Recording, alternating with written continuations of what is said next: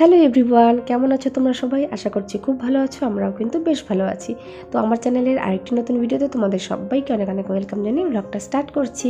তো অ্যাকচুয়ালি অনেকদিন পর আজকে ভিডিওটা নিয়ে এসেছি। শরীরটা আমার ভীষণ খারাপ ছিল। তোমরা আমার গলা শুনে হয়তো বুঝতে পারছো যে গলাটা একদম বসে গেছে। জ্বর, ঠান্ডা, সর্দি, কাশি এই সমস্ত কিছু আছি। তার সাথে আরজোর চলছে এক্সাম। তো এক্সামের একটা চাপও আছে। আর ইদানিং কেক বানানোর একটা বেশ তোড়জোড় চলছে আর কি, সেই জন্য একদমই সময় পাচ্ছি না। তো আজকে আমরা যাচ্ছি আমার চুলটাকে একটু কাটিং করতে, ঠিক আছে, হেয়ার কাটের জন্য। তো আমরা চলে এসেছি আমার এক বান্ধবীর বাড়িতে। আর ও আমার বান্ধবী এই স্টুডিওটা দেখতে পাচ্ছ নতুন এবার করেছে। তো অনেক দিন ধরেই কাজ করছে পার্লারের। তো স্টুডিওটা করেছে, খুব সুন্দর করেছে। তো সেজন্যই তোমাদেরকে একবার দেখিয়ে দিলাম। আমিও একটা ভিডিও করেছিলাম, বেশ সুন্দর করে সব কিছু করেছে। আর ভাবলাম যে চুলটা একটু কেটে আসি, কারণ অনেক দিন ধরেই চুলটা কাটা হচ্ছে না।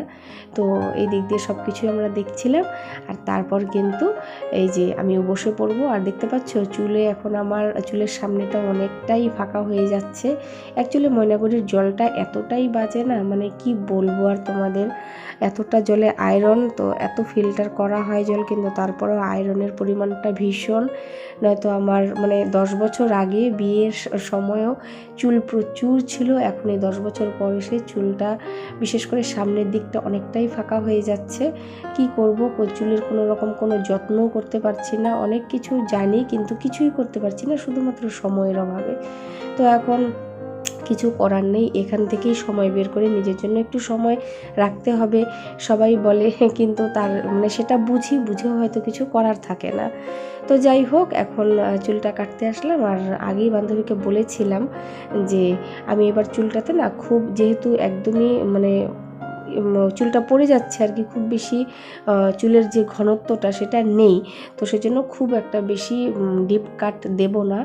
তো এই জন্য আমি পিছনটা রেখেছিলাম পিছনটা ইউ কাট করা হয়েছে, আর সামনেটাতে লেয়ার করে দেওয়া হয়েছে, ঠিক আছে। তো এরকমটাই করে দিয়েছে। চুলের একটা লেন্থ আমি বলে দিয়েছিলাম যে অতটুকুই কাটতে। তো যাই হোক, খুব সুন্দর করে চুলটা কেটে দিয়েছে। আমার ভীষণ ভালো লেগেছে চুলটা কাটার পর। আর সামনেটাতে লেয়ার করে দিয়েছে।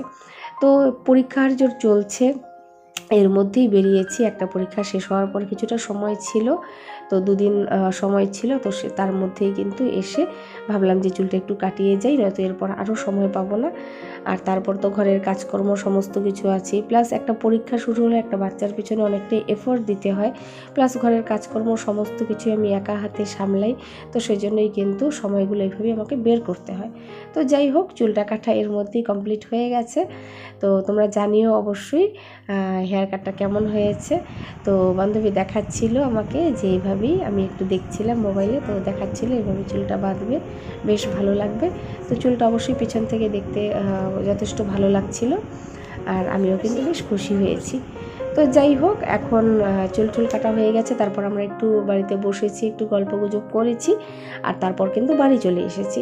তো চলো, বাড়ি চলে এসে চুলটার জন্য কিছু একটু যত্ন করব। তো কি যত্ন করব তোমাদের সাথে একটু শেয়ার করি, ঠিক আছে। তো এখানে সবার ফার্স্টে এসে আমি বসে পড়েছি। আর এখন চুলটাকে না খুব ভালো করে আমি একটু কম করে নিচ্ছি, কারণ চুলের জটটাকে ছাড়িয়ে নেওয়া ভীষণভাবে দরকার। তো সেই জন্য চুলটাকে খুব ভালো করে আঁচড়ে নিচ্ছি। এখন চুলটার একটু যত্ন করতে হবে, ভেবেছি, জানি না কতটুকু করতে পারবো, ঠিক আছে। আর এই কয়েকদিনে ঠান্ডা লেগে মুখ চোখের অবস্থা একদম বসে গেছে। তার মধ্যে আর কি প্রতিদিন রাতেই একটা না একটা কেকের অর্ডার আছেই, বানাচ্ছি। তো সেই জন্য আরও চোখ মুখ বসে গেছে। তো দেখো, আমার হেয়ার কেয়ারের জন্য যেটা আমি সবার ফার্স্ট করব সেটা হলো, আমি এখানে একটা ক্যাস্টর অয়েলের বোতল কিনে নিয়ে এসেছি। এটা হলো পিওর অ্যান্ড শিওরের, ঠিক আছে। ভীষণ ভালো ক্যাস্টর অয়েলটার রিভিউ আছে, আর আমিও শুনেছি যে ক্যাস্টর অয়েলটা বেশ ভালো। তো সেই জন্য কিন্তু এখানে একটা আমি নিয়ে এসে কৌটো নিয়ে এসেছি। আর এটা অ্যামাজন থেকে আমি নিয়ে এসেছিলাম। তো নিয়ে এসে এখানে সবার ফার্স্টে আমি এই ক্যাস্টর অয়েলটা 1 চামচ দিচ্ছি। বাড়িতে যে নর্মাল চামচগুলো থাকে, তো সেই চামচ দিয়ে 1 চামচ দিচ্ছি। যেহেতু এই ক্যাস্টর অয়েলটা বেশ ভারী হয়, তো সেই জন্য এই অয়েলটাকে মেশানোর জন্য একটা খুব লাইট ওয়েটের অয়েলের দরকার হয়। তো সেই জন্য আমি এখানে তার সাথে নারকেল তেল নিয়ে নিয়েছি প্যারাশুটের। তো সেখানে নারকেল তেল নিয়ে আমি এটাকে কিন্তু দুটোকে খুব ভালো করে এমনি স্পুন দিয়ে মিক্স করেছি। করে এখানে আমি একটু ডবল বয়লার প্রসেসে কিন্তু একটু গরম করে নেব। তো দেখো নিচে জল দিয়ে জলটা প্রায় একটু গরম হয়ে গেলে বাটিটা বসিয়ে আমি খুব ভালো করে তেলটাকে এখানে একদম গরম করে নেব। গরম হয়ে গেলে আমি বাটিটাকে নামিয়ে নেব। তো এইভাবে ডবল বয়লার প্রসেসে কিন্তু আমি যখনই তেল দিই তেলটাকে একটু গরম করে নিয়ে সেই গরম হালকা উষ্ণ গরম তেলটাকে কিন্তু আমি স্ক্যাল্পে ম্যাসাজ করে দিই। কিন্তু যেহেতু এখন এই তেলটাতে ক্যাস্টর অয়েল আছে সেহেতু এই তেলটা কিন্তু এখন চুলে ম্যাসাজ করা যাবে না, শুধুমাত্র চুলের গোড়াতেই কিন্তু লাগাতে হবে, ঠিক আছে। দেখো তেলটা খুব ভালো করে মিশিয়ে নিয়েছি, তেলটা একটু পাতলা মতন হয়ে গেছে তোমরা আশা করি দেখলে।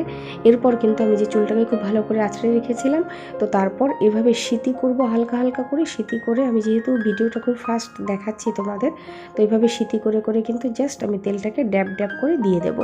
কোনো রকম কোনো ম্যাসাজ করব না বা কোনো রকম হয় না যে তেল দিয়ে ডলছি, সেরকম কিন্তু কিচ্ছু করব না, ঠিক আছে। তো জাস্ট আমি তেলটা দেবো এইভাবে ড্যাব ড্যাব করে দিয়ে কিন্তু আমি রেখে দেবো। এভাবে চুলের প্রতিটা গোড়ায় আমরা খুব ভালো করে এই তেলটাকে ম্যাসাজ করব।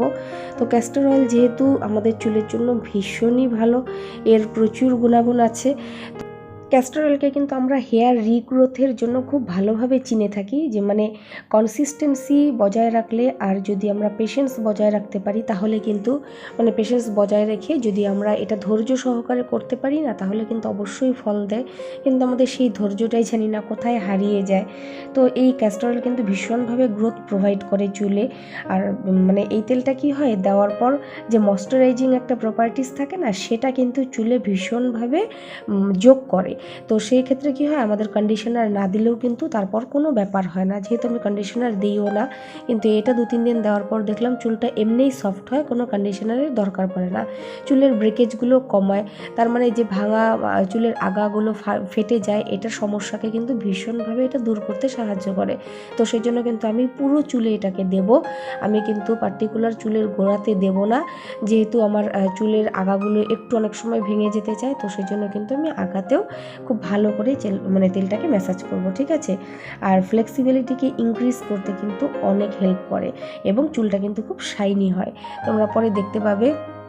তো দেখো এখন খুব ভালো করে কিন্তু আমি গোড়ায় হালকা হালকা করে দিয়েছি ম্যাসাজ। আর তারপর কিন্তু এখানে চুল তো প্রচুর পরিমাণে উঠছিল, তোমরা বুঝতেই পারছো। আর এখানে কিন্তু আমি চুলে খুব সুন্দর করে কিন্তু পুরো চুলের লেন্থে আমি এখানে তেলটা দিয়েছি।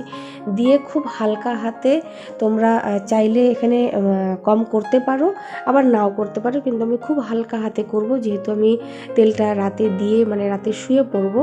তো সেই জন্য কিন্তু আমি হালকা করে এখানে কম করে নেব। আর তারপর খুব সুন্দর করে একটা বিনুনি করে নেব, আস্তে আস্তে, বেশি টাইট করব না, নর্মালি যেভাবে করে সেভাবে করেই একটা বিনুনি করে নেব, ঠিক আছে। তো এইভাবেই কিন্তু আমি পুরো রাত রেখে দেবো। তোমরা অবশ্যই যদি পুরো ভালো ফল পেতে চাও তাহলে কিন্তু সপ্তাহে 3 দিন করে এই অ্যাপ্লিকেশনটা করো। আর যদি ভাবো যে 3 দিন করাটা খুব চাপের হয়ে যাচ্ছে, তাহলে অন্তত 2 দিন করে কিন্তু অ্যাপ্লিকেশনটা করো, ভীষণ ভালো এফেক্ট দেয় চুলে। তো আমি ভেবেছি অবশ্যই এটাকে এবার কন্টিনিউ করব। তো তোমাদের সাথে একটু শেয়ার করে দিলাম। আর পরদিন দেখো স্নান দান সকালেই সেরে নিয়েছিলাম। তো ভাবলাম একটু চুলটা তোমাদের সাথে দেখিয়ে দিই, চুলটা কেমন শাইনি হয়েছে, কেমন সফট হয়েছে। ভীষণ ভালো লাগছিল আমার কাছে, চুলটা একদম সফট মনে হচ্ছিল, কোনো রকম কোনো রাফনেস চুলে ছিল না। আর আমি কিন্তু কোনো রকম কন্ডিশনার বা কোনো কিছু ব্যবহার করিনি। তো অবশ্যই তোমরা এই রেমেডিটা ট্রাই করো, আশা করি তোমাদেরও কিন্তু খুব ভালো ফল দেবে। তো আমি কন্টিনিউ করতে থাকি, দেখি কি হয়, অবশ্যই তোমাদের সাথে শেয়ার করব। সো বন্ধুরা চলো আজকের মতন ভিডিওটা এখানেই রাখছি। সবাই তোমরা খুব ভালো থেকো, সুস্থ থেকো, দেখা হবে আরেকটি নতুন ভিডিওতে।